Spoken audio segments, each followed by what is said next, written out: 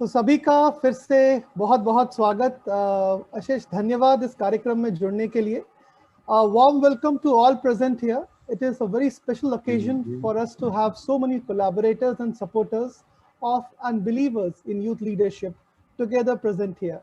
I am Lokashish, Senior Program Lead with Community the Youth Collective, and we have been working for over 12 years to build the field of youth-centric development with strong allies such as the United Nations Population Fund, Rural Electrification Corporation Foundation, and all our members present in this room, and many others across the country with whom we created spaces to nurture thousands of youth leaders, or shall we say Jagriks. Jagrik is a combination of two Hindi words, Jagruk, meaning aware, and Nagrik, citizen, implying an aware and awakened citizen. I would like to extend a very warm welcome to a couple of distinguished guests amongst us, Mr. Sriram Haridas, Deputy Representative, United Nations Population Fund, and Mr. Srinivas Shroff Nagesh Rao, CEO of the REC Foundation, and very senior colleagues from both these organizations who are present here. Without whose invaluable support, this event and the rich process of youth-led social change would not have been possible. I would like to welcome Zishan Mohammed, co-founder of Yes in Lucknow and convener of our UP collective, to speak a little bit more about the event and the participants. Zishan, स्वागत है आपका। धन्यवाद लोकेशिश, और आप सभी का बहुत बहुत स्वागत है। और आज की इस इवेंट का जिसका थीम है every youth Jagrik and every space nurturing Jagrik, यानी हर युवा एक जागरूक नागरिक है और हर जगह युवाओं के लिए है, उनको पोषित करती है। तो मैं इस जबरदस्त जागरिक के फेज 2 ये लॉन्च इवेंट में आप सभी का बहुत बहुत स्वागत करता हूं। यह कार्यक्रम उत्तर प्रदेश के 4 जिलों में लगभग 7 साथी संस्थाओं के माध्यम से वह 196 जबरदस्त जागरिकों द्वारा चलाया जा रहा है। जबरदस्त जागरिक अपनी इस यात्रा में 100 सोशल एक्शन प्रोजेक्ट के माध्यम से ICPD के जो प्राथमिक मुद्दे हैं, जैसे लैंगिक हिंसा, यौनिक स्वास्थ्य, बालिका विवाह और बालिका शिक्षा के मुद्दों पर ये जबरदस्त जागरिक अपने अपने समुदाय में परिवर्तन लाने का काम कर रहे हैं। मैं एक बार फिर से उन मुद्दों पर एक साथ आने के लिए आप सभी का शुभकामनाएं देता हूं और हमारे जबरदस्त जागरिकों का हौसला अफजाई करने के लिए आप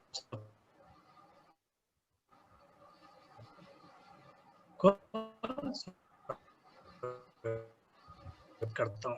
इसके साथ ही साथ मैं सभी साथी संस्थाओं के सदस्यों का परिचय दे। हम वनांगन शबीना जी और शोभा जी, साथ ही साथ मैं स्वागत करूंगा ग्राम्य संस्थान चंदौली से बिंदु जी और नीतू जी का, मस्तो दिव्यांशु जो बेवजह समिति लखनऊ से हैं, शरद और भावना जी बदलाव संस्थान से, वासुदेव और हिना जी देहात संस्थान से, और हमारे साथी रचिता और अमरा जो ये एक सोच फाउंडेशन लखनऊ के साथ। मैं इन सभी जबरदस्त जागरिकों का भी स्वागत करता हूं जिनके द्वारा लाई जा रही बदलाव की इस प्रक्रिया को जो आगे बढ़ा रहे हैं। मैं इन सबको शुभकामनाएं भी देता हूं। अब मैं आग्रह करूंगा हमारे साथी अशरफ से जो कमेटी से हैं कि आज के इस इवेंट के उपलक्ष्य में वे अपने वक्तव्य दें और हम सभी जबरदस्त जागरिकों का हौसला करें। Ashraf founding member community youth collective, प्रवाह चैंपियन भी कर। थैंक यू, शुक्रिया जीशान, बहुत बहुत शुक्रिया और सबको बहुत नमस्कार। क्योंकि जीशान और काफ़ी सारी कार्रवाई आज की हिंदी में होगी, तो कुछ थोड़ा सा शुरुआत का एड्रेस हम लोग अंग्रेजी में रखते हैं और कुछ कुछ बिंदु जो हैं वो चैट में ट्रांसलेट होंगे। तो सबको बहुत नमस्ते। It gives me great pleasure to be here today with all of you in the company of young people and youth engagers.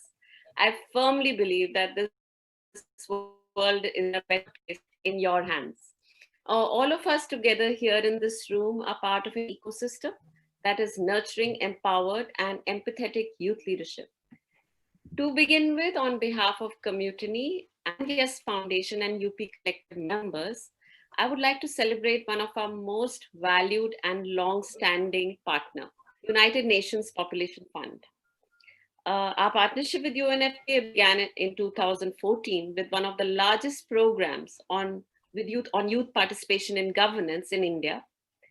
And this program led to the foundation, I'm very proud to share, of Commutiny, the Youth Collective Youth Forum, which is today a thriving collective of 100 organizations. For us, UNFPA is not only a friend, philosopher, and guide, but an institution we really look up to. Consistently inspires us with path-breaking programming and policy initiatives in the area of adolescent and youth development. In 2017, UNFPA introduced us in this journey to a very exciting and valued partnership with Rural Electrification Corporation, REC Foundation. And together with UNFPA and REC Foundation, Commutiny Prava Yes Foundation, along with 11 amazing, outstanding youth engaging organizations in Uttar Pradesh, came together to invest in young people's capacities to assert their rights and perform their duties within the towards sustainable development goals. 400 Jagriks in 7 districts took on 12 actions that created a lived experience of the Constitution values. This also marked the beginning of the formation of the UP Youth Collective. The Be a Jagrik journey phase 1 has created a learning ground for so many young people, and now 200 young people from that phase have joined the Jabardast Jagrik journey and now ready for a deeper and a more intensive leadership experience. As they move from Just Jagrik to Jabardast Jagriks, they will run their own community actions and demonstrate critical thinking, design thinking skills, collaboration, project planning, evaluation, and execution. This journey is about inspiring shared leadership and community action among young people. Our Jabardast Jagriks are currently in the process of identifying community issues that concern them the most, and they are soon preparing to do action projects on issues like gender-based violence, sexual reproductive health rights, and education of the girl child, among many other such significant issues to help create a safer and more resilient community. We believe this initiative is just an appropriate follow-through to mark the beginning of a sort of a youth-led social renewal that is much needed for sustainability of social actions in these communities. Towards our mission, as has already been shared, our collective mission of every youth a Jagrik and every space nurturing Jagriks.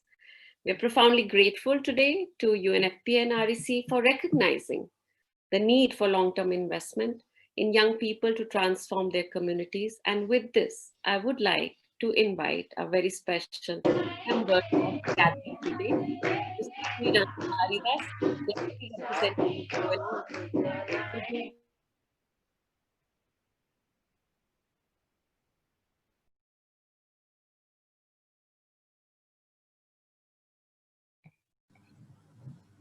Mr. Sriram Haridas, over to you. I think the mic got cut off, so we are profoundly grateful to UNFPA and REC. I would like to invite Sriram Haridas. Yeah.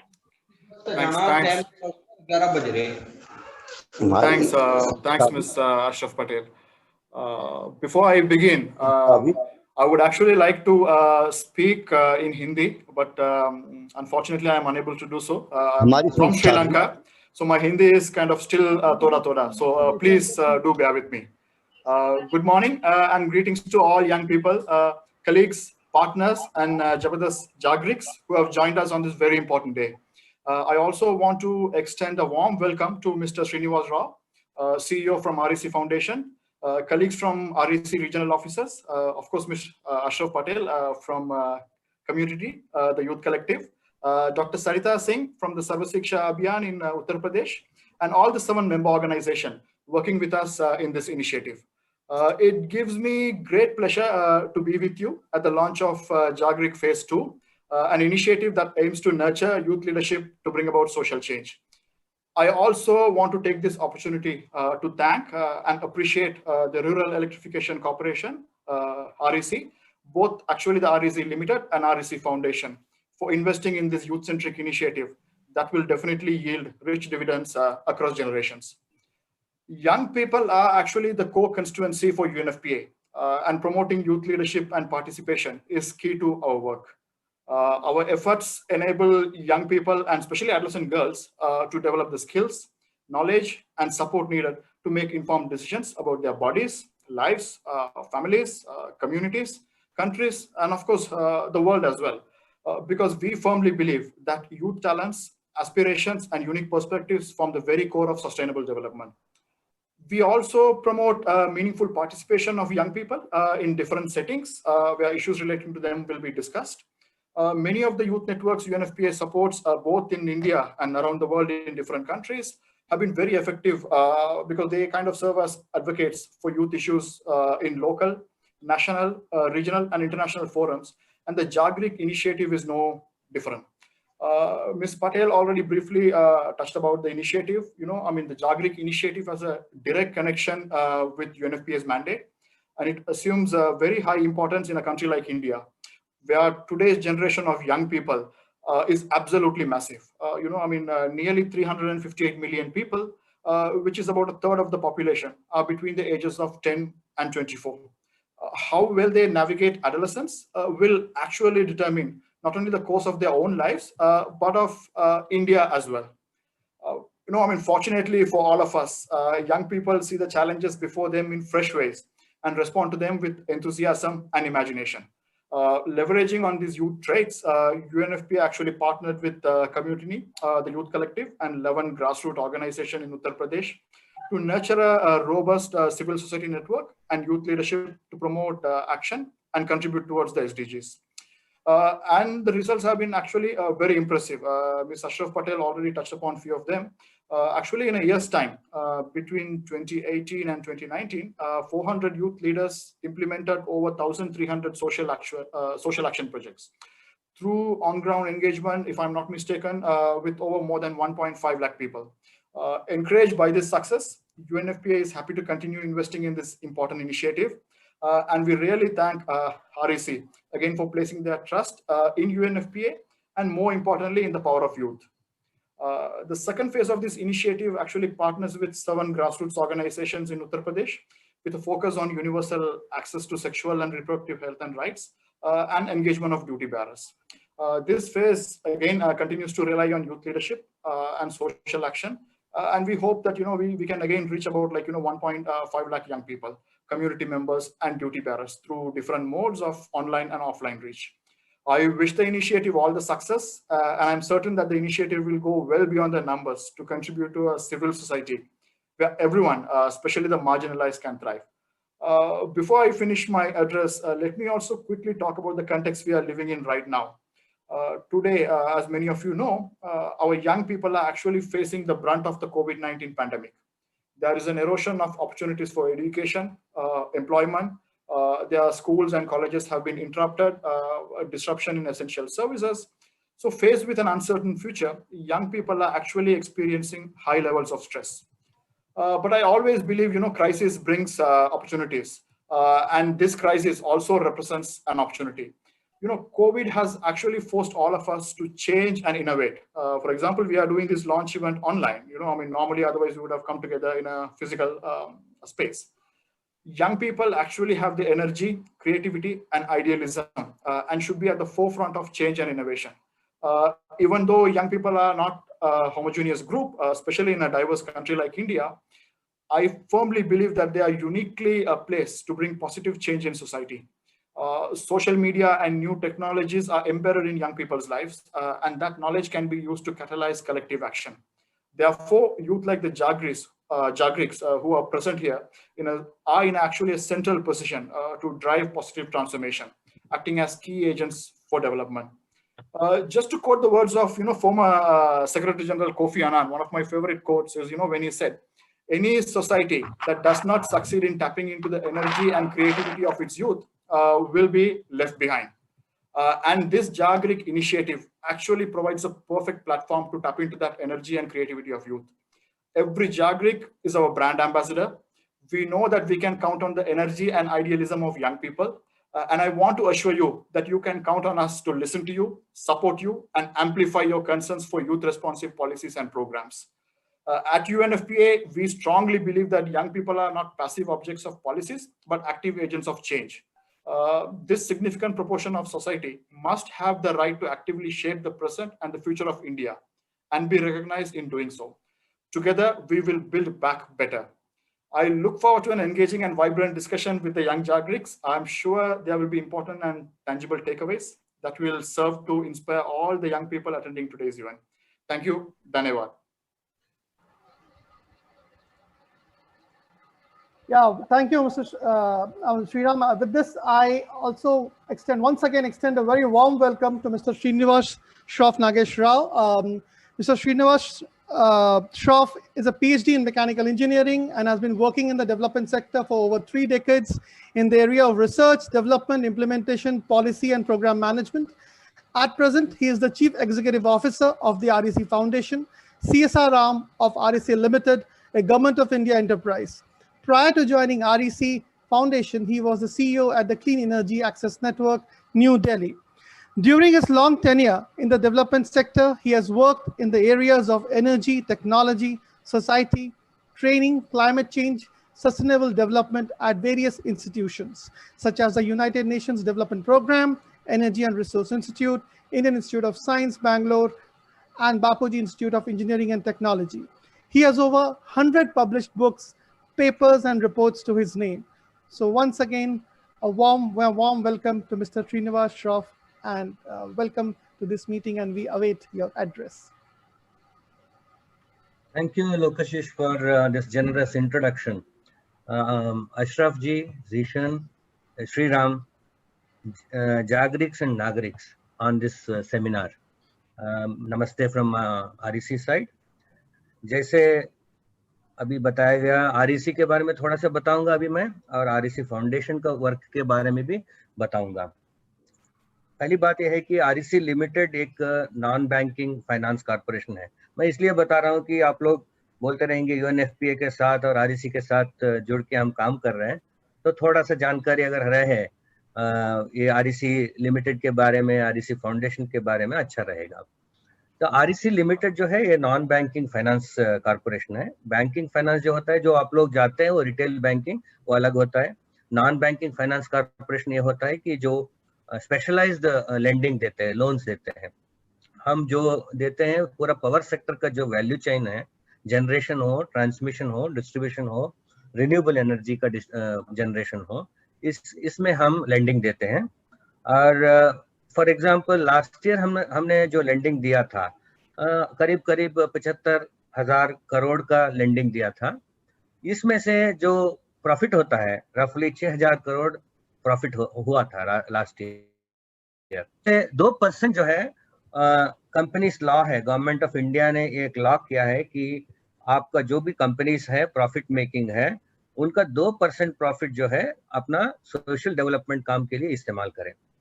तो इस हिसाब से हमने last 5-6 साल से, जब से ये कानून बना, तब से हम 2% प्रॉफिट, रफली हमारा जो 2% प्रॉफिट जो बनता है 150 करोड़, 150 करोड़ पर ईयर बनता है। तो हमने ये इसके लिए CSR के लिए रखते हैं। CSR का भी अपना ही कानून होता है, 14 थीमेटिक एरियाज है, इसमें एम्पावरमेंट, रूरल डेवलपमेंट भी शामिल है। तो हमारा बिजनेस के साथ साथ जो हम ये CSR में भी काम कर रहे हैं। और एक चीज भी बताना चाहता हूँ कि ये एक नेशनल प्रोग्राम था, आप सब लोग शायद जानते होंगे, सौभाग्य, जो हर घर बिजली। ये जो है ये प्रोग्राम खास करके REC ने इम्प्लीमेंट किया इसको पूरा देश में, कोने कोने में, अरुणाचल प्रदेश में, जम्मू एंड कश्मीर में रफली 18 महीने में 2.5 करोड़ घरों तक बिजली पहुंचाया। तो पहले जब मैं यूनाइटेड नेशंस में था, हमेशा इंडिया का मतलब एनर्जी के सिलसिले में इंडिया में 400 मिलियन पीपल इलेक्ट्रिसिटी नहीं है, लेकिन वो नंबर घट के अभी बस कुछ ही मिलियन होगा। लेकिन तो ये जो काम है, it was led by REC Limited. I'm very happy to and proud to say that this huge program, ये जो है वर्ल्ड का लार्जेस्ट प्रोग्राम है एंड फास्टेस्ट इलेक्ट्रिफिकेशन प्रोग्राम है। और हम CSR में भी काफी काम किया है, अभी लास्ट 5-6 साल से ज्यादा किया है। उससे पहले अबाउट 3-4 साल पहले ये जो कानून बना, CSR मैंडेटरी का जो कानून बना, उससे पहले से ही REC काम करते रहे।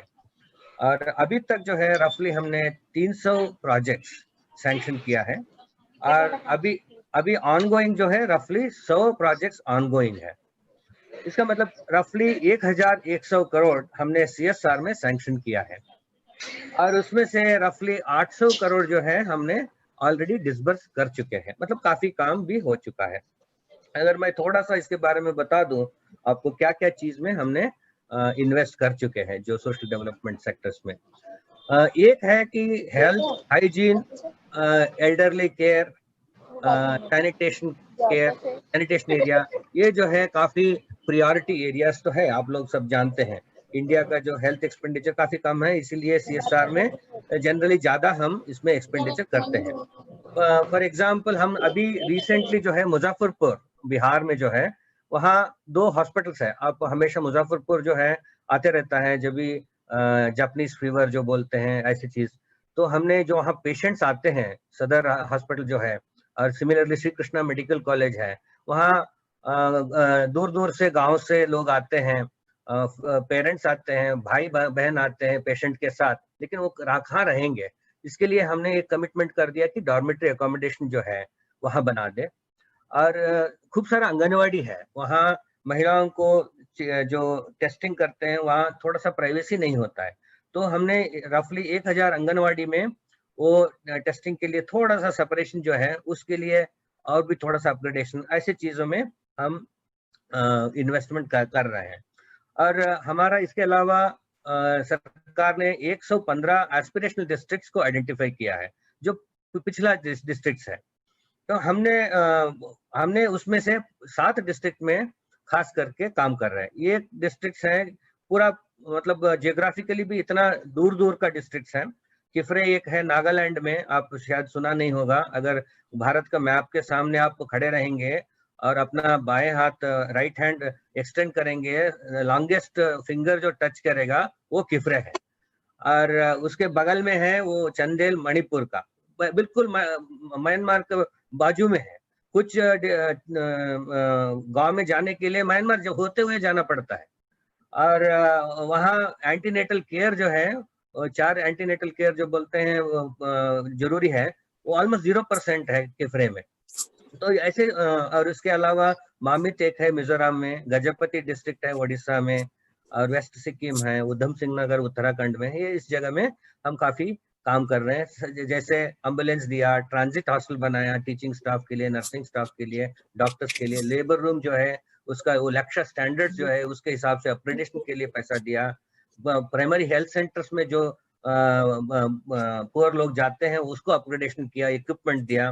तो ऐसे कामों में हम जुड़े हुए हैं। और भी जो डिसेबिलिटी सेक्टर में काफी काम कर चुके हैं हम। एक है ये एक कटक में एक बड़ा सा डिफॉर्मिटी करेक्शन सेंटर, उसको हम कंस्ट्रक्ट कर रहे हैं। लेप्रेसी सेंटर्स जो 3 जगह में, फैजाबाद में, चंपा छत्तीसगढ़ में और तमिलनाडु में हम कंस्ट्रक्ट कर रहे हैं।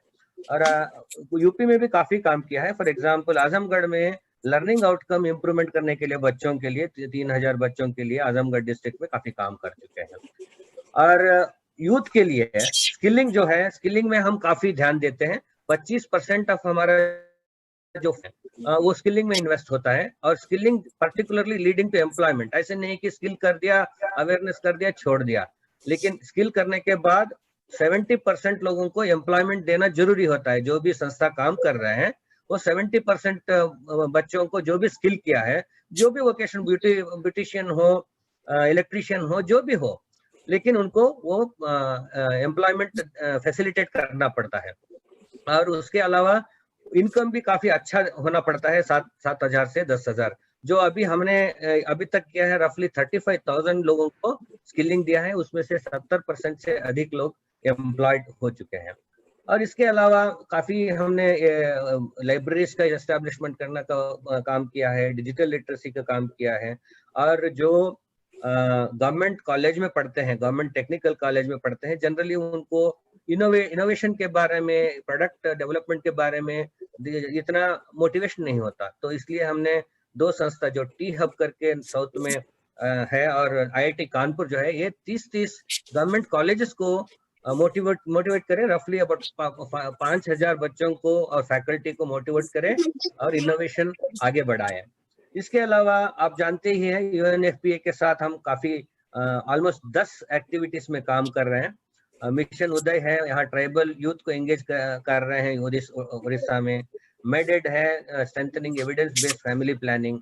OTC सलाह में हम सब लोग जनरली, आप लोग सब लोग जब भी बीमार होते हैं तो पहले केमिस्ट के पास जाते हैं, बाद में डॉक्टर के पास जाते हैं। इसलिए ये इनिशिएटिव लिया UNFP ने, केमिस्ट को पहले जानकारी दे, क्या देना है क्या नहीं देना है, किसके लिए डॉक्टर के पास भेजना है। और साथिया सिनेमा है, समृद्धि, ऐसे कुछ सारा प्रोग्राम्स हम उनके पार्टनरशिप में कर रहे हैं। और ये बी ए जागरिक जो है, एम्प्लॉइंग यूथ वॉइस, जो आप लोग कर रहे हैं उसके बारे में ज्यादा बोलने का मैं जरूरत नहीं समझता। For social change in particularly Uttar Pradesh, ये जो है इसके बारे में हम UNFP के साथ ये काम करने में और आप तक पहुंचने में, आप आगे तक पहुंचने में, वो सोशल चेंज आप लोग कर पाए, तो खुश हैं। We are very happy to associate in this program of BA Jagarik, which aims to nurture all this essentially to make the social change. With this, I'm thankful to the organizers, Ashraf Ji, Zishan, and Lokashish, and Sriram for giving us an opportunity to speak on this occasion, share our points of view in this occasion. Once again, thank you all on behalf of REC colleagues in headquarters, as well as our 20 different regional offices. Thank you. Thank you doctor Srinivas Rao. और मुझे लगता है कि आज सभी जबरदस्त जागरिकों को REC के बारे में और ज़्यादा इंफॉर्मेशन मिल गई, और मैं सभी जबरदस्त जागरिकों की तरफ से आपका बहुत शुक्रिया अदा करना चाहता हूं कि इस मुहिम में विश्वास जगाने के लिए, और आई थिंक आज और बल मिला होगा जबरदस्त जागरिकों को अपने बदलाव की इस प्रक्रिया को और आगे बढ़ाने के लिए। सो अब हम अपने अगले सेक्शन की तरफ चलते हैं। सो इस सेक्शन में हम बात करेंगे उन गतिविधियों के बारे में जो इस लॉन्च इवेंट से पहले साथी संस्थाओं के द्वारा की गई हैं, और इस कड़ी में मैं सबसे पहले बुलाना चाहूँगा शबीना जी को। शबीना जी जो वनांगना से हमारी साथी हैं, वनांगना बांदा में एक संस्था है जहां पर वो खास तौर से बालिकाओं के साथ में काम कर रही हैं। शबीना जी। नमस्ते सभी को, मेरा नाम शबीना मुमताज है और मैं वनांगना संस्था में काम करती हूँ। वनांगना संस्था उत्तर प्रदेश के बुंदेलखंड क्षेत्र में काम करती है, खास तौर पर मुसलमान, दलित, आदिवासी और महिलाओं और लड़कियों की शिक्षा और अधिकारों के लिए हम काम करते हैं। जागरिकों के साथ मिलकर हम लोगों ने जो काम किया है वो ये रहा है, वो हमने जो देखा है पढ़ाओ में कि किस तरीके से महिलाओं, लड़कियों की शिक्षा पर सेकेंडरी स्कूल में प्रतिबंध लगता है। तो 2-3 मुख्य कारण निकल कर आए। एक, ये तो एक आम बात है कि कास्ट और पैसा, गरीबी और पैसा एक अलग कारण है, लेकिन सबसे ज्यादा निकल कर आया वो ये कि यहाँ पे नजरिया और सोच पर काम करने की जरूरत है, क्योंकि जेंडर असमानता अभी भी बहुत है और लोगों को लगता है कि लड़कियां क्या करेंगी जाकर, और वो तो घर के काम करें, पढ़ना लिखना। तो पढ़ाई को लेकर एक जेंडर असमानता साफ नजर आई है, तो उसको लेकर हमने और जबरदस्त जागरूकों ने मिलकर ताकि हम ऐसे लोगों के साथ बातचीत करेंगे जो गांव के बहुत ही प्रतिष्ठित लोग हैं और जो जिनका सीधे समुदाय के साथ जुड़ाव है, जैसे स्टेक होल्डरों में आंगनबाड़ी, आशा बहू, टीचर, अभिभावक, संगठन की महिलाएं, इनके साथ लगातार हर बातचीत की सोच और नजरिया बनाने की जरूरत है, जिस पर हम उनके साथ काम करेंगे। इस मुहिम को आगे हमने खबर लहरिया को अपने साथ दिया। शायद आप सब जानते होंगे, खबर लहरिया एक सोशल नेटवर्क है जो बहुत ही नजरिया, नारीवादी नजरिए से जमीनी स्तर पे काम करता है। ये हमारे साथ जो भी हम गतिविधियां कर रहे हैं उनको ये सोशल मीडिया में दिखाते हैं, जिससे सोच और नजरिए पर काफी परिवर्तन आएगा और लोग इसको देखेंगे। और इसका एक असर हमने देखा भी है कि हमने इसके पहले कैंप की थी, लड़कियां सेकेंडरी स्कूल तक आए तो हमने 40 लड़कियों के साथ ये कैंप किया, जिसमें 17 लड़कियां सेकेंडरी स्कूल में दाखिला किया। और उसका जब उन्होंने प्रचार प्रसार और लोगों को सोशल मीडिया में ये चीजें गई तो नतीजा ये रहा कि अगली बार हमारी 24 से 25 लड़कियां सेकेंडरी स्कूल में हम दाखिला कर पाए। तो ये पूरा स्ट्रक्चर है हमारा जबरदस्त जागरूकता के साथ काम करने का, जिससे हम बिल्कुल यकीन रखते हैं कि अगर इस मुहिम में हम आगे चलते रहे तो जबरदस्त जागरूक और हमारी मेहनत से लड़कियों को सेकेंडरी स्कूल में बिल्कुल दाखिला लेंगे और ज्यादा दखल होगा उनकी स्कूल में। इस पूरे कार्यक्रम के साथ हम इस मुहिम के साथ इस कार्यक्रम को आगे ले जाएंगे। शुक्रिया। बहुत बहुत धन्यवाद शबीना जी, रंग लाएगी। और साथ ही साथ जो बालिका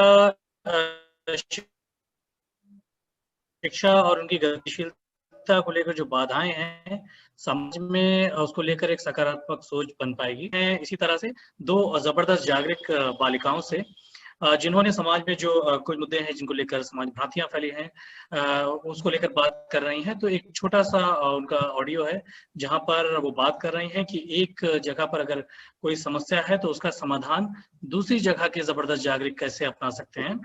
तो इसमें हम बात करेंगे विंध्यवासिनी जो देहात संस्था लखनऊ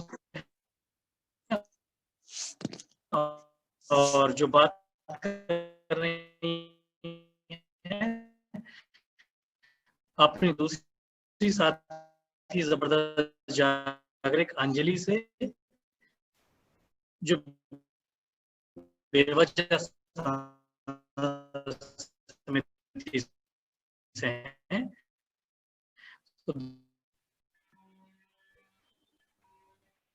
ज़ीशान, आपका कनेक्शन।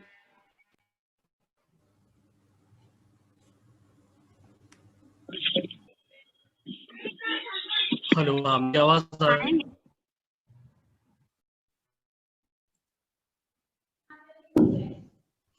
जी ज़ीशान, इतने आवाज आ रही है, इतने मैं एक बात बोलूं।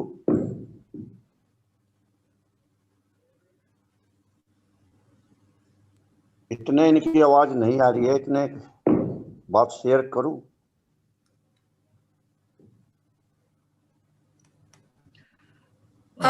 थोड़ा कार्यक्रम हम बाद में भी शेयर कर सकते हैं। ज़ीशान, शायद आपकी आप थोड़ा 2 मिनट 2 लाइन का इंट्रोडक्शन दोबारा दे दीजिए अगर आपकी आवाज आ रही है, नहीं तो लोका आप दे दीजिए और हम ऑडियो सुन लें।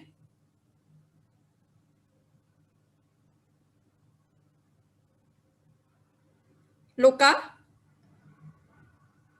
हाँ, सो अभी हम लोग सुनेंगे हमारे बीच में जो दो जबरदस्त जागरूक से, विंध्याचनी और देहात सोसाइटी से और अंजलि बेवजह से किस तरीके से एक दूसरे से उन्होंने सीखा है और समाधान ढूंढा है। तो हम लोग सुनते हैं इनकी एक वार्ता की एक झलक। मेरा नाम विंध्यवासिनी है, मैं देहात सोसाइटी की एक जबरदस्त जागरूक हूँ। मैं अपने दूसरे जागरूक अंजलि जी से सवाल करना चाहती हूँ कि जब वो मतलब समाज में बाहर निकलती हैं और लोगों से पीरियड के बारे में बात करती हैं तो लोग उनसे कैसे बात करते हैं? जी धन्यवाद विंध्याचनी जी, मेरा नाम अंजलि है, मैं भी एक जबरदस्त जागरूक हूँ बेवजह संस्था से। जी हाँ, तो आपका सवाल था कि मुझे लोगों से बात करने में क्या दिक्कतें आती हैं। जी बिल्कुल, जब हम लोगों के बीच में जाके बात करते हैं पीरियड के बारे में तो लड़कियों से बात करने में दिक्कत ये होती है कि अगर उनसे बात करने जा रहे हैं तो वो बोलती है कि हम लोगों के सामने बात नहीं कर सकते हैं, अपनी किसी अलग जगह पे चले, हम लोग आपस में केवल 2 लोग हो वही बात करते हैं, वो अपनी मम्मी पापा के सामने बात नहीं रख पाती हैं। अगर ये होता है कि अगर नॉर्मली जो लड़कियों के पेट में जब पीरियड के टाइम दर्द होता है तो अगर उनके घर वाले बोलते हैं कि बेटा दर्द हो रहा है दवाई ले लो, तो वो बोलेंगे कि मैं दवाई नहीं खाऊंगी इस टाइम, लेकिन ये नहीं बता पाते हैं कि मुझे इस वजह से दर्द हो रहा है तो मुझे दवाई नहीं लेनी है। जी जी। और फिर ये होता है कि यहाँ तक कि लड़कियां तो छुपाती हैं ये इतनी भ्रांति हम लोगों के समाज में पीरियड को लेके इतनी ज्यादा भ्रांतियां हैं कि जो महिलाएं हैं वो भी अपने हस्बैंड के सामने या डॉक्टर के पास जाके इस बारे में बात नहीं कर पाती हैं कि मुझे 1 महीना हो गया, 2 महीना हो गया, इस वजह से मुझे पीरियड नहीं आया, मुझे प्रॉब्लम हो रही है, मुझे दवाई चाहिए। वो चाहती है कि अगर मैं डॉक्टर के पास जा रही हूँ तो वहां पे भी मुझे लेडी डॉक्टर हो जिससे मैं बात करूं, और लेडी डॉक्टर से भी बात करेंगे तो किसी के सामने नहीं, पर्सनल स्पेस होना चाहिए, केवल 2 लोग होने चाहिए, वो आपस में बात करें और वो ही दवाई निकाल के दें उनको। जी जी। तो अंजलि जी, इस चुनौतियों से निपटने के लिए हमें क्या करना चाहिए जिससे समाज जागरूक हो जाए? हाँ, तो हम लोग इसीलिए अपना प्रोजेक्ट पे काम भी कर रहे हैं कि महिलाओं को जागरूक कर सके इस बारे में कि जो हम लोगों के साथ में ये है पीरियड वाली बात, तो ये हम लोगों के लिए पास कोई बीमारी नहीं है, कोई रोग ऐसा नहीं है कि हम लोगों से छुपाएं। हम लोगों को भी अपनी बात रखनी चाहिए। अगर जो हमारे साथ ये है, ये हम लोगों का कोई अलग से बीमारी वगैरह नहीं है, ये हम लोगों का एक पार्ट है। इसकी वजह से हम लोगों का जो ये मानव संसार चल रहा है, इसी से आगे प्रोग्रेस होता है, इसमें विकास होता है इसी से। तो इस को लोगों से बात करने में हिचकिचाहट नहीं होनी चाहिए। और इसकी शुरुआत हम इस तरीके से कर सकते हैं कि अपने घर में अगर हम लोग टीवी देख रहे होते हैं, नॉर्मली अगर बात नहीं कर पाते हैं अपने घर में इस बारे में, तो जब टीवी देख रहे होते हैं तो एडवर्टीजमेंट आते हैं सैनिटरी पैड्स के, तो जब उसमें हम बात देख ही रहे होते हैं तो सारे लोग घर के देख रहे होते हैं, पापा होते हैं, भाई होते हैं, मम्मी होती हैं, अगर दादा दादी सभी लोग होते हैं, कभी कभी रिलेटिव भी पास में होते हैं। तो जब हम लोग उनके पास होंगे तो हम लोग उनसे भी बात कर सकते हैं कि आप लोग देख रहे हैं कि पैड्स का एडवर्टीजमेंट दे रहे हैं, सभी लोग देख रहे हैं, तो सबके पास इसके बारे में नॉलेज है, तो हम अपनी बात क्यों नहीं कर सकते हैं? हम भी बता सकते हैं घर में कि मेरे साथ में हर महीने ये होता है, अगर मुझे दर्द हुआ है तो मैं शेयर कर सकती हूँ अपने घर पे। अगर मुझे कुछ चाहिए तो मैं अपने घर वालों से बोल सकती हूँ कि भाई पैड चाहिए, मैं नहीं जा पा रही हूँ, तो आप ही ला के दे दो। और अगर हम लोग जब जैसे कि शॉप, बात ये होती है कि अगर शॉप पे जाते हैं भाई लोग, तो उनकी बात दूसरी है कि देने से पहले जब लड़कियां आती हैं तो वो भी हिचकिचाती हैं कि अगर कहीं स्टोर पे लड़की होती तो पैड लेने में आसानी होती, और अगर स्टोर पे जेंट्स होते हैं तो वो लोग भी पैड देने के लिए हम लोगों को रैप करके देते हैं, उसके लिए अलग पॉलीथीन रखते हैं कि कहीं दिखाई ना दे, छुपा के ले जाएं।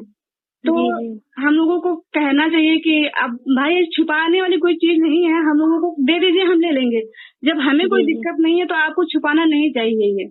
और ये होगा कि अगर हमारे पापा, हमारे भाई, हमारे अंकल सभी लोग जाके अगर स्टोर पे, हम लोग में भी सब लोग साथ नहीं जाते हैं कभी स्टोर पे, लेकिन अगर बाई चांस कभी मौका पड़ता है कि हम लोग साथ में गए और दूसरा भी सामान लिया, सैनिटरी पैड भी ले लिया, तो उनसे वो लोग जाके बोल दें कि भाई ये सामान आप एक साथ नहीं रख दो, सबको पता है ना इसके बारे में।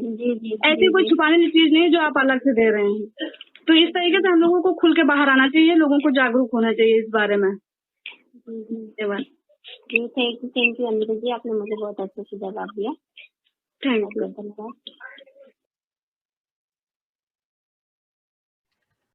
बहुत खूब विंध्यवासिनी और अंजलि। तो जैसा आप सभी सुन रहे हैं कि ये दोनों जबरदस्त जागरिक, अंजलि बेवजह समिति से हैं और विंध्यवासिनी देहात संस्थान से हैं, और एक जगह जो समस्या है, जो इशू है, उसको लेकर जो समाधान है वो दूसरी जगह पर किस तरह से काम कर रहा है। तो हमारे जबरदस्त जागरिक एक दूसरे से भी सीख रहे हैं। और सही बात है कि जब ये युवा एक नया रास्ता खोज कर लाते हैं तो वो हम सभी के लिए एक मार्गदर्शन का भी काम करता है। तो मैं बहुत शुभकामनाएं देता हूं इन दोनों को।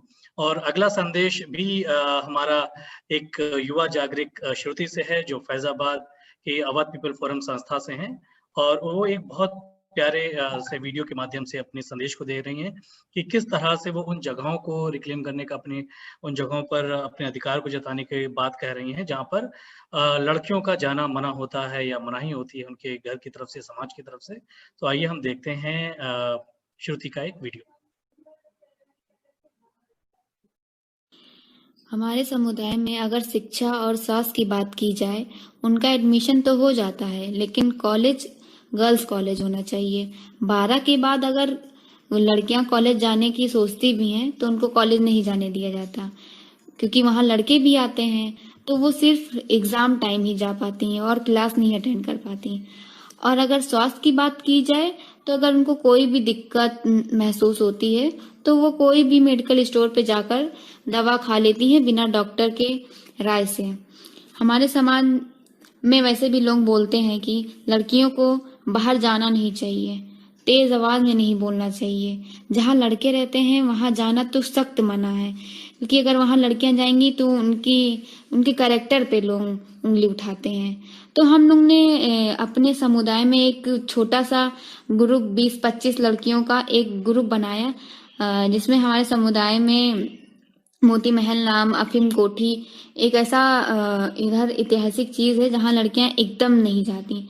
तो हम लोग उनको वहाँ ले जाके घुमाना और दिखाना कि हमारे यहाँ भी ऐसे तमाम चीजें हैं जहाँ लड़कियां नहीं जाती, लेकिन हम लोग वहाँ उनको लेके गए और लोग देखते रह गए कि यहाँ लड़कियां भी आने लगी हैं। बहुत बहुत शुक्रिया श्रुति। और जैसा आप देख रहे हैं, सुन रहे हैं कि सभी जबरदस्त जागरिक अपने सोशल एक्शन प्रोजेक्ट के माध्यम से छोटे छोटे इनिशिएटिव के जरिए जो है मुद्दों पर काम कर रहे हैं।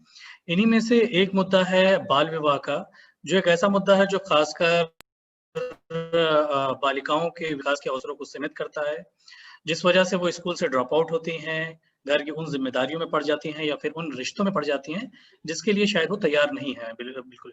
और यह उनके स्वास्थ्य के लिए, और अगर वे उस उम्र में माँ बनती हैं तो उनके बच्चे के स्वास्थ्य के लिए बहुत हानिकारक है। यह भी एक अच्छी बात है कि 2005-6 से लेकर और 2015-16 के बीच भारत में जो बाल विवाह की दर है वो 47% से घटकर 27% तक पहुंच गई है। लेकिन दूसरी तरफ चिंता करने की बात यह है कि इन सभी संख्याओं में जो बालिकाएं बाल विवाह में जा रही हैं उनकी संख्या जो है वो बहुत ज्यादा बढ़ चुकी है।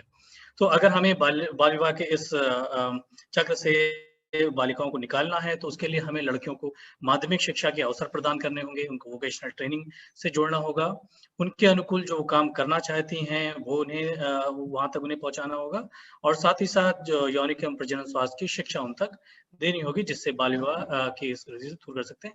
यहाँ पर मैं बात करूंगा हमारी एक जबरदस्त जागरिक जो अपने समुदाय में एक मुहिम चला रही हैं कि वे ना तो खुद बाल विवाह करेंगे और ना ही अपने समाज में होने देंगी। तो संजना जो ये एक सोच फाउंडेशन से हैं, मैं उनका एक छोटा सा वीडियो है जिसमें वो अपने समुदाय से आग्रह कर रही हैं बाल विवाह को लेकर एक प्रतिज्ञा करें, तो वो चलाया जाए। सभी को मेरा धन्यवाद। मेरा नाम संजना है, मैं जबरदस्त जागरिक हूँ। मैं इस फाउंडेशन में काम कर रही हूँ। क्यों ना हम लोग एक प्रतिज्ञा ले कि हम ना स्वयं और ना ही अपने समुदाय में बाल विवाह होने देंगे। चलो हम लोग सब लोग प्रतिज्ञा लेते हैं कि हम स्वयं अपने घर में, अपने समुदाय में बाल विवाह नहीं होने देंगे। हम अपने घर में, अपने समुदाय में बाल विवाह नहीं होने देंगे। हम प्रतिज्ञा लेते हैं कि अपने घर में, अपने समुदाय में बाल विवाह नहीं होने देंगे। शुक्रिया संजना। और जितने लोग भी ये संजना की बात सुन रहे हैं तो वो आए और चैट में भी वो लिख सकते हैं और इस मुहिम में संजना का साथ दें कि वो बाल विवाह ना होने देंगे और ना ही वो स्वयं करेंगे। तो जितने लोग यहाँ पर हैं वो भी चैट बॉक्स में संजना को समर्थन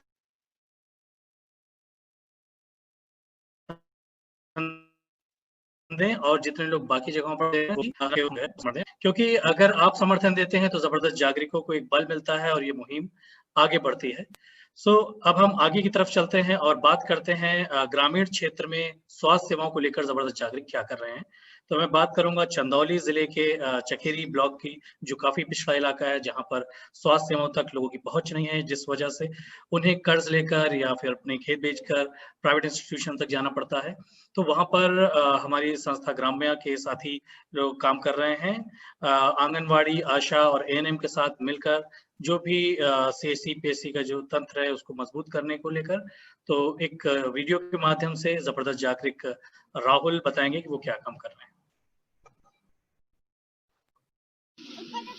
नमस्कार, मेरा नाम राहुल कुमार है।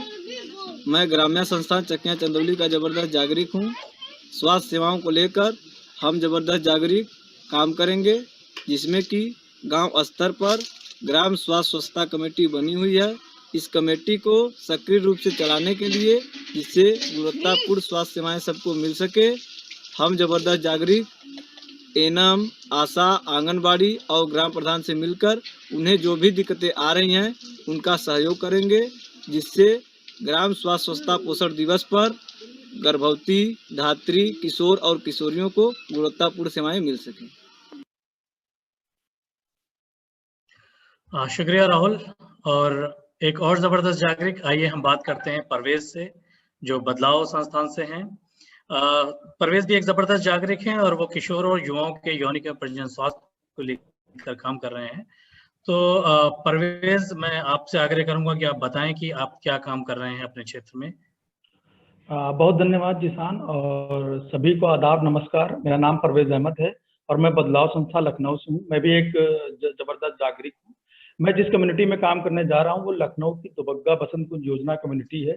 उस कम्युनिटी में जब हम जाते हैं तो हम देखते हैं कि वहाँ के जो लोग हैं वो आर्थिक रूप से बहुत उनको समस्या होती है, आर्थिक रूप से बहुत कमजोर दिखते हैं। यही कारण है कि जब वो सरकारी अस्पतालों में या स्वास्थ्य सेवा केंद्र में जाते हैं तो उन्होंने बताया, जब उनसे बात हम लोगों ने करी तो उन्होंने बताया कि डॉक्टर्स का जो बिहेवियर है वो उनके प्रति ठीक नहीं है, व्यवहार ठीक नहीं है। आम समस्या होने पर, आम स्वास्थ्य समस्या होने पर वो सरकारी अस्पताल अब जाना पसंद नहीं करते हैं। वहाँ पे उनको सही से दवाएं नहीं मिल पाती हैं, सही चिकित्सा नहीं हो पाते हैं।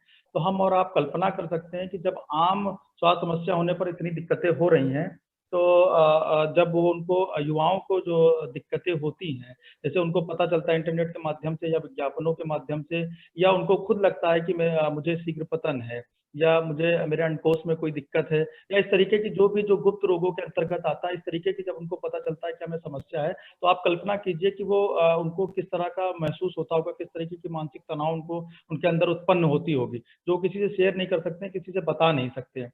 और वो हॉस्पिटल जाने से भी घबराते हैं क्योंकि वहाँ पे उनको लगता है कि मेरी गोपनीयता भंग हो जाएगी, कोई प्राइवेसी नहीं है, डॉक्टर का व्यवहार ठीक नहीं है। और फिर यही कारण है कि वो रोड के किनारे जो बैठते हैं नीम हकीम टाइप के पर्दा लगा करके, तो वो उनके पास जाने लगते हैं, जिससे कई साइड इफेक्ट देखने को मिलता है जो उनको भविष्य में भी काफी नुकसान पहुंचा रहा है। तो हम और हमारे साथी जो अमित रावत हैं, हम दोनों लोगों ने इसी मुद्दे को चुना और इस पर हम लोग काम करने जा रहे हैं। कम्युनिटी में जागरूकता अभियान चलाएंगे, लोगों से बात करेंगे, चर्चा करेंगे। जो स्थानीय स्वास्थ्य केंद्र हैं वहाँ के डॉक्टर से और नर्सेस को बुलाएंगे, उन समुदाय से में इस टॉपिक पर चर्चा करेंगे कि आखिर ये समस्या क्या होती है। इसमें शर्माने जैसी कोई बात नहीं है, हम आपस में इसको शेयर कर सकते हैं। और जो योजनाएं हैं, जो सुविधाएं उपलब्ध हैं युवाओं के लिए, हम उनकी जानकारी कम्युनिटी तक पहुंचाएंगे और हॉस्पिटल और चिकित्सालय में भी जाकर के इस चीज को सुनिश्चित करेंगे कि जो सेवाएं मिलनी चाहिए युवाओं को वो उनको मिले। जैसे हम देखेंगे कि अगर हम जाते हैं हॉस्पिटल में, KGM king George medical university में, तो हमें हर चीज का तो साइन बोर्ड दिखेगा कि पैथोलॉजी यहाँ पर है, फला वार्ड यहाँ पर है, लेकिन युवाओं के संबंधित अगर कोई विभाग है तो उसकी जानकारी वहाँ पर नहीं लगी होती है कि इस रोग के लिए आप यहाँ पर जाएं या तब जाएं। तो हम ये चाहेंगे कि इस तरह के साइन बोर्ड और वहाँ के जो डॉक्टर्स हैं वो प्राइवेसी का इंतजाम भी करें। तो हम इन तमाम मुद्दों पर अभी हम लखनऊ में काम करने जा रहे हैं। जी, वेल डन परवेज। और कितनी अजीब बात है ना कि जिस समाज में युवाओं की संख्या इतनी ज्यादा हो, वहां पर उनके अनुकूल स्वास्थ्य सेवाएं ना मौजूद हो या उनकी पहुंच वहां तक ना हो। तो हमारी शुक्रिया, आप अपनी इस मुहिम में सफल हों और युवाओं के लिए जो उनके लिए बहुत जरूरी है यौनिक प्रजनन स्वास्थ्य की सेवाएं, वो उन तक पहुंच पाए। आप सभी ने देखा कि किस तरह से हमारे जबरदस्त जागरिक जो हैं वो अपनी मुहिम में काम कर रहे हैं और इन महत्वपूर्ण मुद्दों को समाज में एक परिवर्तन के जरिए लेकर आ रहे हैं। The deliberation in this section really indicates that the time has come for Zabardast Jagrik to co-own and co-lead the process of social change. They are in the able and nurturing hands of mentors with whom they are hatching their visions, ideas, and solutions to some long-standing issues in the community. We have heard them talking about changing mindsets, addressing gender inequality, issues related to menstrual hygiene and quality health services. What we are taking away from this discussion, it's real hope. And that's the greatest gift we can have at this moment. So हमने सभी जबरदस्त जागरिकों को सुना। अब हम आइए अपने आगे एक बात करते हैं एक ड्यूटी बेरर से जो बहुत सालों से समाज में बालिका शिक्षा को लेकर काम कर रही हैं। मैं आग्रह करूंगा सरिता सिंह जी से जो स्टेट प्रोग्राम कोऑर्डिनेटर हैं समग्र शिक्षा अभियान एजुकेशन डिपार्टमेंट उत्तर प्रदेश से, कि सरिता जी आप बताइए कि आपका डिपार्टमेंट किस तरह से हमारी इस जबरदस्त जागरिकों की मुहिम में मदद कर सकता है। सरिता सिंह जी। धन्यवाद जीशान जी। मुझे बड़ा अच्छा लगा जो एक्सपीरियंस अभी आपने शेयर किया है उसे सुन के, कि एक बहुत ही मजबूत टीम है जो समाज में जागरूकता के लिए काम कर रही है। जहां तक शिक्षा विभाग का सवाल है, तो शिक्षा विभाग में बहुत सारे जो गैप्स हैं वो आइडेंटिफाई करने का प्रयास किया है जेंडर और इक्विटी में, कि किस तरह से लड़कियों को क्या क्या इश्यूज हैं और हमें क्या काम करना चाहिए। एक स्टडी की गई और उस स्टडी से गैप्स जो निकाले गए हैं उसको लेके हम काम कर रहे हैं। और उसके साथ ही साथ आपको बता दूं कि एक कैंपेन चल रहा है इस समय, मिशन शक्ति, जिसमें कुल 24 विभाग जुड़ के काम कर रहे हैं। हो सकता है आप भी पार्ट हो, अगर ना हो तो अपने यहाँ पे जरूर ये कैंपेन के बारे में सुनेंगे और कोई प्रोग्राम होगा तो जरूर जुड़े आप। जो हम लोगों ने बाधाएं आइडेंटिफाई की और उसको लेके जो सोल्यूशन निकाले थे, उसमें ये था कि जो लड़कियों को सबसे ज्यादा समस्या होती है जब 8वीं पास कर लेती हैं। 8वीं तक तो स्कूल घर के पास होता है या इतना दूर होता है कि वो जा सके, लेकिन 8वीं के बाद जब वो 9th में जाती हैं तो उनके सामने सबसे बड़ी समस्या होती है कि वो रास्ते में असुरक्षा की भावना है। माता पिता कहते हैं कि लड़की अब बड़ी और सयानी हो गई है, इनको अब स्कूल नहीं भेजना चाहिए। तो इस तरह के इश्यूज निकल के आते हैं। तो हम लोगों ने उसमें ये किया था, इसके सॉल्यूशन में एक वर्क प्लान बना के भेजा हुआ है कि ऐसी स्थिति में 8वीं तक बच्चियों को इतना सक्षम बना दें, इतना मजबूत बना दें कि आगे की पढ़ाई का नेगोशिएशन वो खुद कर सके। और वो उसके लिए स्कूलों में आत्मरक्षा प्रशिक्षण है, लाइफ स्किल प्रोग्राम है, मीना मंच है, इस तरह की गतिविधियां संचालित हैं, जिसके माध्यम से बच्चों के अंदर लीडरशिप क्वालिटी आती है, नेगोशिएशन स्किल्स आती हैं, और वो अपने न सिर्फ आगे की पढ़ाई को जारी करने के लिए बोलने में सक्षम होते हैं, बल्कि वो ये भी है कि वो नेगोशिएट करते हैं। उनका बाल विवाह अगर हो रहा है तो उस पे भी वो आवाज उठाते हैं, अगर उनको उनका हक नहीं मिल रहा है तो उस पे भी आवाज उठा सकते हैं। ये तभी संभव होगा जब स्कूल में एक अच्छा हमारा जो इनिशिएटिव है वो अच्छे से रन कर रहा होगा। दूसरा, स्कूल के अंदर बहुत सारे इश्यूज हैं जो आइडेंटिफाई किए गए हैं। हम चाहेंगे कि आप लोग जब स्कूल में जाएं तो उनको जरूर देखें।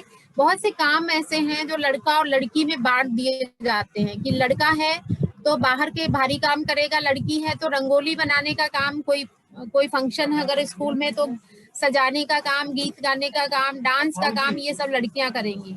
तो ये जो डिस्क्रिमिनेशन है ये स्कूल के अंदर ना होने पाए, उसके लिए भी गाइडलाइन जारी किया गया है कि स्कूल में एक तटस्थ नियम होना चाहिए, जेंडर तटस्थ नियम होना चाहिए और लागू हो वो। इसी तरह से खेल कूद में जो जिस तरह के भेदभाव होते हैं कि लड़कियां रस्सी कूदना, लूडो, कैरम ये सब खेल सकती हैं, और लड़के हॉकी, बैट बॉल, क्रिकेट ये सब लड़कों के खेल हैं। तो इसको भी पॉइंट आउट किया गया कि ऐसा नहीं है, हमें हर खेल में दोनों को बराबर अवसर देने की जरूरत होगी। ये भी हुआ कि जो प्रार्थना सभा है उसमें हम लड़के लड़की दोनों को शामिल करें, ताकि वो बाई रोटेशन दोनों अपना लीडरशिप वहां पे ले सके और दिखा सके। एक बात हो रही थी सैनिटरी पैड को लेके, जो चुप्पी है हमारे समाज में, उसको भी तोड़ने के लिए प्रयास किया जा रहा है। सैनिटरी पैड वितरित किया जा रहा है स्कूलों में और उसको यूज करना सिखाया जा रहा है, और ये हैमर किया जा रहा है कि हर अपर प्राइमरी में इंसिनरेटर जरूर हो, ताकि बच्चे उसका निपटान कर सके। तो ये इसको लेके भी कहीं गैप होगा, तो मैं चाहूंगी आप लोग देखिए स्कूल में, और अगर कहीं पे नहीं हो रहा है तो आप हमें उसके बारे में अवगत करा सकते हैं, ताकि हम लोग वहाँ पे कार्रवाई कर सके। इसी तरह से, और इन सारे मुद्दों पे हमने टीचर्स की ट्रेनिंग भी रखी हुई है। अभी हमारे जो ब्लॉक लेवल तक के जो टीम है उनकी ट्रेनिंग हो चुकी है, अब टीचर की ट्रेनिंग होने वाली है, तो वो भी उनको भी हम सेंसिटाइज कर रहे हैं कि वो ये सारी चीजें स्कूल में सुनिश्चित कर सके। और सैनिटरी पैड के यूज में एक समस्या जरूर फेस करते हैं हमारे टीचर, वो बताते भी हैं कि जहाँ पे फीमेल टीचर नहीं है, सिर्फ मेल टीचर है, वहाँ पे जब वो बच्चों से बात करते हैं तो बहुत से ऑब्जेक्शन रेज होते हैं। तो ये भी एक बड़ा इशू है जिसको लेके हम आपके जो टीम है वो स्कूलों में काम कर सकती है कि इस मुद्दे पे ऐसा क्यों है कि महिलाएं ही बात कर सकती हैं, पुरुष क्यों नहीं बात कर सकते। ये जो माइंडसेट है ये भी तोड़ने की जरूरत है। एक लड़कियों के लिए अलग से क्रियाशील शौचालय होना चाहिए, हर जगह ये मैंडेटरी है कि शौचालय अलग से होना चाहिए, लेकिन वो क्रियाशील है कि नहीं है ये देखने की जरूरत है। गाइडलाइन हमारी यही कहती है कि क्रियाशील शौचालय होना जरूरी है। एक और समस्या जो हम लोगों ने फेस किया है, बहुत जो दुर्गम स्थल हैं, जो बहुत दूर वाले जो इलाके हैं, वहाँ पे जो महिला शिक्षक की नियुक्ति अगर नहीं है तो बच्चे वहाँ पे प्रॉब्लम फेस करते हैं, उनके मुद्दों पे बात करने वाला कोई नहीं मिलता है।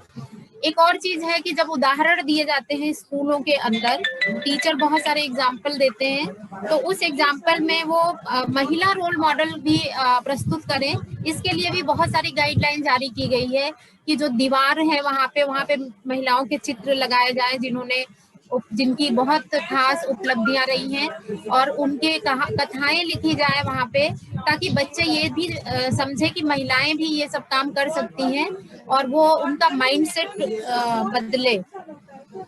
एक और चीज स्कूलों में आप लोग देखते होंगे, लड़के लड़कियों को अलग अलग लाइन में बिठाना, ये सेपरेशन अपने आप हो जाता है कि वो लड़कियां हैं तो इधर बैठेंगी, लड़के तो उनको हम मिक्स नहीं कर सकते हैं। इसको भी हम लोगों को तोड़ने की जरूरत है। हम एक लड़का एक लड़की ऐसे बिठा सकते हैं, बाय रोटेशन उनको बदल सकते हैं, तो ताकि वो बच्चे घुल मिल के काम कर सके।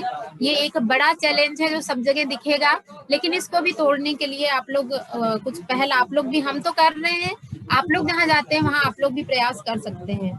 और जो जिस तरह का जो शारीरिक दंड और मानसिक भावनात्मक जो दृष्टिकोण में अंतर जो होता है, मतलब लड़की और लड़कियों से बातचीत करते हैं तो अलग अलग तरीके से डील करते हैं टीचर, तो वो भी एक उसको भी देखने की जरूरत है कि अलग तरीके से जहाँ जरूरत है वहीं पे उनसे अलग तरीके से डील किया जाए। कक्षा में सक्रिय भागीदारी किसकी ज्यादा है? अगर लड़के ज्यादा एक्टिव हैं, बोल रहे हैं, और मैंने ये खुद देखा है, आप भी जाके अनुभव करिए, किसी स्कूल में बस जाके आप ये बोल दीजिए कि चिल्लाना है और लड़कियां चिल्लाएंगी, अभी लड़कियों को जोर से चिल्लाना है, हम 1 2 3 बोलेंगे और लड़कियां इतनी जोर चिल्लाएं कि छत हमारी फट जाए, और लड़के भी चिल्लाएं, तो इन दोनों में बहुत फर्क होगा। लड़के तो बहुत तेज चिल्लाते हैं लेकिन लड़कियों के मुंह से आवाज नहीं निकलती है। तो ये क्यों ऐसा है कि लड़कियां बोल नहीं सकती हैं, वो उनको मौका मिलता है तब भी वो चुप रहती हैं? कहीं ना कहीं उनका जो सोसाइटी में जिस तरह का उनको जो अवसर मिल रहे हैं उसमें कहीं ना कहीं कोई खोट जरूर है जो लड़कियों को उनके हक से वंचित कर रही है, और लड़की एक स्वतंत्र रूप से जो उसका विकास होना चाहिए वो पॉसिबल नहीं हो पा रहा है। इसी तरह पाठ्य पुस्तकों में कुछ ये था कि पाठ्य पुस्तक के अंदर अगर कोई लैंगिक भेदभाव की बातचीत हो तो वो भी हमें दूर करना चाहिए। उस पे काम भी हो रहा है, बहुत सारे गैप आइडेंटिफाई किए गए हैं और वो गैप को दूर करने का प्रयास किया जा रहा है।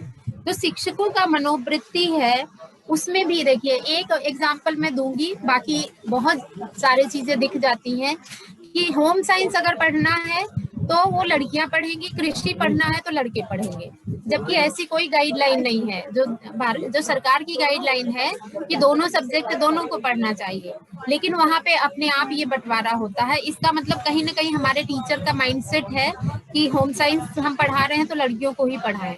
वो चीज भी तोड़ने की बहुत जरूरत है।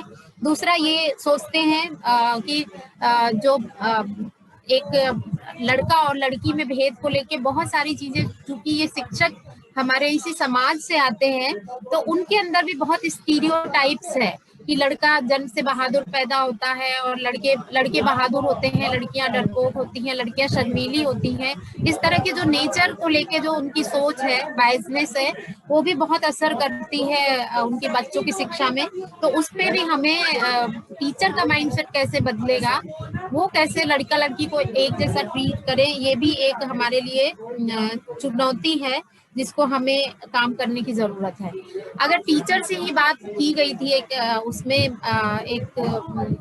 एक स्टडी हुई थी, तो जब बात की गई कि क्या ड्रेस जो है लड़कियों की जो पहनावा है क्या यौन हिंसा को बढ़ावा देती है, तो ज्यादातर टीचर ने उसको सहमति जताई ज्यादातर अधिकारियों ने सहमति जताई कि यस, तो लड़की का छोटा ड्रेस लड़की पहनती है, उस वजह से उसको उसके साथ रेप और यौन हिंसा ज्यादा होती है। तो कहीं ना कहीं ये जो चीजें है ना, ये बदलनी चाहिए, इस तरह की सोच बदलने की जरूरत है। और शिक्षा को लोग बुनियादी अधिकार से नहीं जोड़ते हैं, बल्कि आवश्यकता से जोड़ते हैं। तो लड़की को उतना ही पढ़ाते हैं कि भाई ससुराल जाएगी और चिट्ठी विट्ठी लिख सके, बस इतना पढ़ ले। और लड़के को हमें चूंकि पैरों पे खड़ा करना है, इसलिए हमें ज्यादा उनको पढ़ाने की जरूरत है। तो ये तो शिक्षक की बात हुई। अब हमारे जो बहुत संक्षेप में समुदाय के लिए बता दूं, समुदाय के बीच में आप काम कर रहे हैं, आप सब जानते होंगे, लड़कियों को एक अनिश्चित संतान माना जाता है कि ये क्यों पैदा हो गई, ये तो बोझ है। तो जन्म होने से ही उसके साथ भेदभाव शुरू हो जाते हैं। उसके बाद बहुत बड़ा जो हमारा ये जो समाज है वो ये मानता है कि जो जीविका है वो लड़कियों के लिए जरूरी नहीं है, जीविका का साधन एकत्र करना लड़कों के लिए ज्यादा जरूरी है। इसीलिए वो उसी तरह पालन पोषण भी लड़के लड़कियों का करते हैं। और लड़कों को मानते हैं कि आय का स्रोत लड़के ही होते हैं, लड़कियां घर के काम के लिए ही बनी हुई हैं, इसलिए उनको आर्थिक गतिविधि में उनको शामिल करने के लिए सोसाइटी बहुत एग्री नहीं करती है। और ये भी बहुत जिम्मेदार है उनके साथ जो भेदभाव होता है उसके लिए। समुदाय का ये भी मानना है। मुझे लग रहा है कि जो आप बात कर रहे हैं कि किस तरह से स्कूल से लेकर और समाज में एक माइंडसेट पर जो है जो काम किया जाए वो तो, क्योंकि हमारे पास समय की कमी है, हम ऑलरेडी जी माफी चाहूंगा आपसे कि मैं आपको बीच में थोड़ा सा रोक रहा हूँ। और बहुत महत्वपूर्ण बात आप बोल रही हैं और मैं उम्मीद भी करूंगा कि जहाँ पर भी हमारे जबरदस्त जागरिक काम कर रहे हैं वहां पर आप का सहयोग उन्हें प्राप्त होगा। तो बहुत बहुत शुक्रिया, thank you so much. Thank you Sarita ji, आपका बहुत बहुत धन्यवाद। जैसे ज़ीशान ने कहा, आई थिंक आप चैट में भी देख सकती हैं, लगातार आपकी बातें इसलिए भी ट्रांसलेट हुई क्योंकि इतना इंस्पिरेशनल आपने बोला है। शायद बहुत कम ऐसे अवसर मिलते हैं कि हम किसी ऐसे ड्यूटी बेरर से मिलें जो कि खुद जिनकी मानसिकता इतनी ओपन है और जो इस तरह से काम कर रहे हैं, खास करके जो आपने जेंडर इक्वालिटी के बारे में बात की, बहुत सारे मुद्दे उठाए, तो बहुत बहुत धन्यवाद इसके लिए। और जो आपने ये भी एक इनविटेशन दिया है कि जागरिक आए, आपके स्कूलों में आए और जो समस्याएं हैं वहां पे उनके समाधान में जुड़ें, और आप बिल्कुल उनके समर्थन में हैं, तो इस हौसला अफजाई के लिए भी बहुत बहुत धन्यवाद आपका। जरूर जुड़ेंगे, एक मौका जरूर चाहेंगे कि सब जागरिक और जबरदस्त जागरिक और हम सब आपके साथ एक बैठ थोड़ी बातचीत करें और आपसे और इंस्पिरेशन लें। Thank you. So today is a really important moment when all of us, young people and youth engagers present here, are committing ourselves to co-creating a world where no one is left behind. And I want to invite all of you, Ariba and I in fact would like to invite all of you here to join us in taking a pledge to meet our collective aspirations. मैं आप सभी को आमंत्रित करती हूँ कि हमारी सामूहिक आकांक्षाओं को साकार करने की प्रतिज्ञा में शामिल हों। और उसके लिए मेरा निवेदन है आप सबसे कि प्लीज अपनी वीडियो ऑन कर पाएं आप लोग, ताकि हम एक दूसरे को देखकर ये प्रण ले पाएं। तो जो भी कर सकते हैं अपनी वीडियो प्लीज ऑन कर लें। हम सब पहले यहाँ मौजूद सभी जितने भी युवा और युवतियों को मैं स्पेशली आमंत्रित करती हूँ कि मेरे पीछे दोहराएं और बोलें,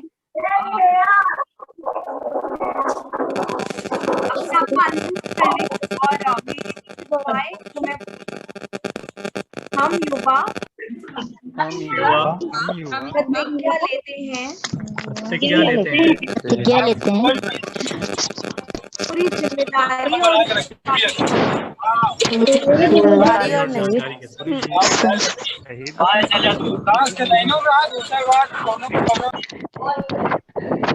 बहुत हौच-पौच हो रहा है।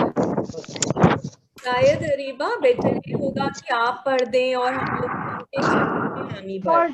हाँ, मैं पढ़ देती हूँ। मैं मैं क्योंकि बहुत सारे लोग जुड़े हैं और बहुत आवाज गूंज रही है, हम युवा थोड़ी सी बात चलती आना हो जाएगी कि नहीं? कर दीजिए, सबको म्यूट कर दीजिए। हम युवा प्रतिज्ञा लेते हैं। हम युवा प्रतिज्ञा लेते हैं। हम युवा प्रतिज्ञा लेते हैं। आप अनम्यूट हम युवा प्रतिज्ञा लेते हैं। सभी से हम सब रहे और हम सब अपने अपने यहाँ प्लीज प्रतिज्ञा ले, लेकिन ताकि हम अपने आप को सुन सके प्रतिज्ञा लेने के समय हम प्लीज म्यूट पे रहें। तो सभी प्रतिज्ञा लेंगे लेकिन म्यूट पे रहेंगे।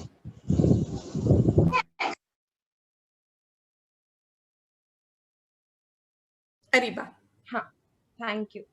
सो हम युवा प्रतिज्ञा लेते हैं कि पूरी जिम्मेदारी और जानकारी सहित हम अपने शरीर, अपने जीवन और अपनी दुनिया के लिए विकल्प चुनेंगे एवं हर स्थान से सीखेंगे, विविधताओं को अपनाएंगे, अपने दोस्तों, समुदाय एवं कर्तव्य वाहकों से जुड़कर सामाजिक बदलाव लाएंगे।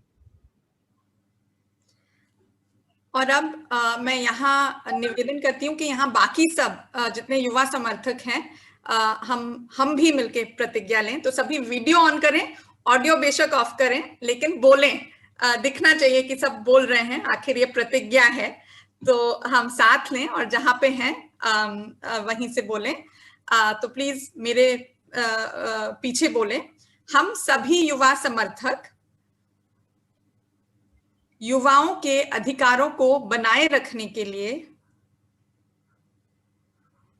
संकल्प लेते हैं, युवाओं के लिए सुरक्षित स्थान उपलब्ध करेंगे जो उन्हें स्वयं से तथा दूसरों से जुड़ने में मदद करें, जिससे वे अपने जीवन को परिपूर्ण करने में सफल हों एवं सभी क्षेत्रों में उन्हें समान अवसर व प्रतिनिधित्व मिले और साथ ही निर्णयों में सहभागी हों। बहुत बहुत धन्यवाद सबका। आशा है कि सबने ये प्रतिज्ञा मिलके ली है, सभी युवाओं ने और सभी युवा समर्थक ने। और इसी से अब हमारे आगे का भी सफर हम इसी प्रतिज्ञा के साथ तय करें। लोकाशीष।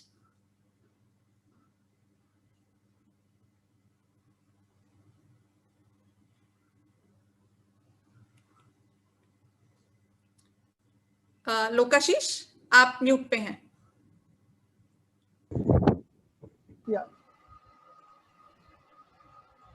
सभी का बहुत बहुत धन्यवाद इस कार्यक्रम में जुड़ने के लिए।